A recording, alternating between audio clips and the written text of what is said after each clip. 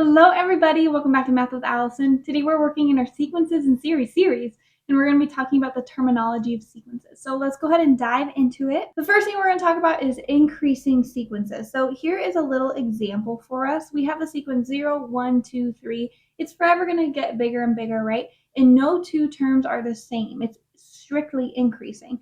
So that's the definition of an increasing sequence, is where the first term is always bigger, strictly bigger than the previous term. That is a little different from a non-decreasing sequence. So here's an example. Our sequence is increasing, but some numbers are the same. So it goes 1, 1, 2, 2, 3, 3. It's moving in one direction. It's getting bigger, but sometimes the previous term is equal to the next term. So that's the definition of a non-decreasing sequence. A sub n is non-decreasing if that term is bigger than or equal to the previous term. So for example, we have that sequence is non-decreasing, but we would not say it's increasing because some terms are the same as the other. However, our first sequence, 0, 1, 2, 3, is going to be both non-decreasing and increasing. So if we say it's increasing, we can also assume that it's non-decreasing, right? So let's talk about the decreasing. It's going to be super similar. We have 2, 1, 0, negative 1, negative 2. No repeats. We get smaller every time. So we have that the term is always going to be smaller than its previous term. So that is different from a non-increasing sequence, and you can probably assume what it's going to look like. 2, 2, 1, 1, 0, 0. It is getting smaller, but some of the terms repeat. So that's where the definition comes in. A sub n plus 1. That term is always going to be less than or equal to its previous term, which is why we get 2, 2, 1, 1, so on and so forth. So that term is going to be non-increasing, but it's not going to be decreasing because it repeats. But that means if a sequence is decreasing, that implies that it's going to be non-increasing, right? This leads us to this last definition here, a monotone sequence. It is monotone if it's either non-decreasing or non-increasing, aka it's just moving in a direction. Remember, this includes increasing and decreasing sequences. It's just we're a little more relaxed. We say, okay, some of the terms can be equal. That's totally fine. As long as it's moving like they're all getting smaller at some point and they're all getting bigger at some point, then we say it's monotone. So for our first problem here, we're going to compare and contrast the behavior of a sub n and b sub n as n goes to infinity. So first we have 1 minus 1 over n, and here those numbers are listed out. So we get 0, 1 half, 2 thirds, 3 fourths, so on. And then for b sub n, it's 1 plus 1 over n, and we get 2, 3 halves, 4 thirds, 5 fourths, and so on. So let's go ahead and talk about a sub n first. We have that these values are increasing each time. So we go to 0, 0.5, 0.66, repeating 0.75. So this is a strictly increasing sequence, right?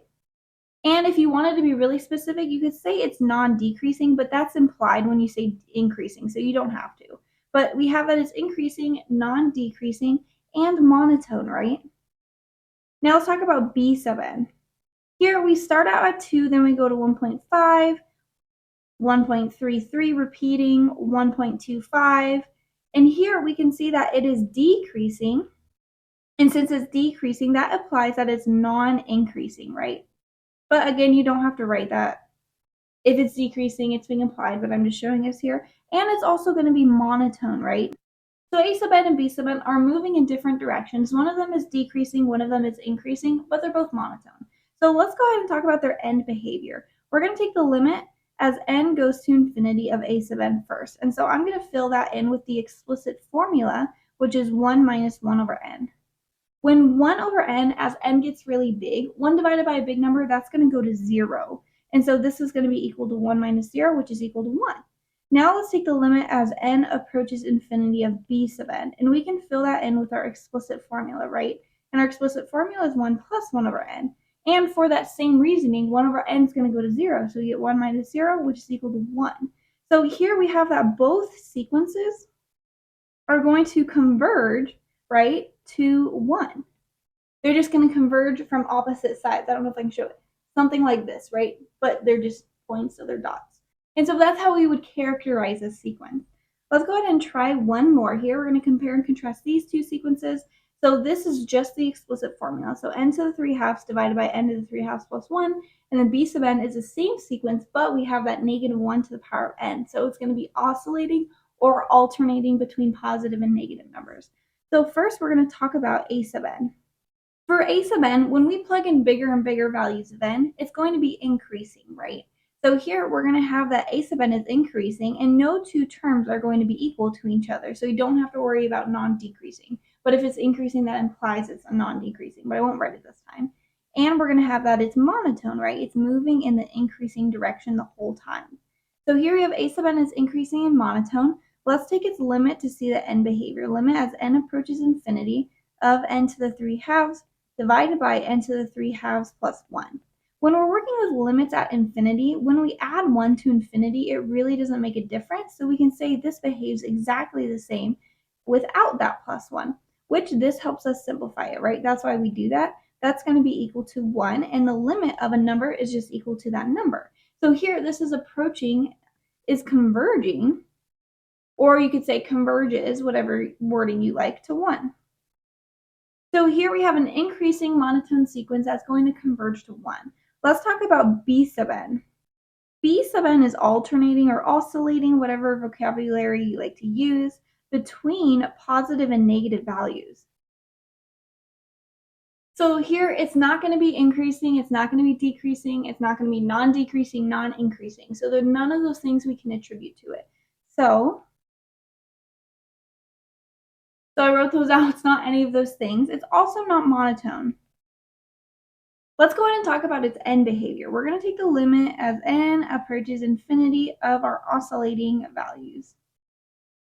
We're going to do the same thing. So infinity plus 1 is the same as infinity. So here we can separate this. Negative 1 to the n times n to the 3 halves divided by n to the 3 halves. But those n to the 3 halves just cancel out. So what we're left with is negative 1 to the n. And this right here is going to give us two different solutions. When n is odd, this is equal to negative 1. When n is even, this is equal to positive 1. So B sub n diverges because it approaches two different values. It does not approach one unique value. So it diverges to negative 1 and positive 1. So the B sub n is an example of when none of those characteristics can be attributed to it. But that's all I have for us in this video today. If you enjoyed it, I have many more like it, so make sure to check out my playlist or link down below. Otherwise, please give this video a thumbs up and comment other problems or topics you'd like to see done. Thanks for watching.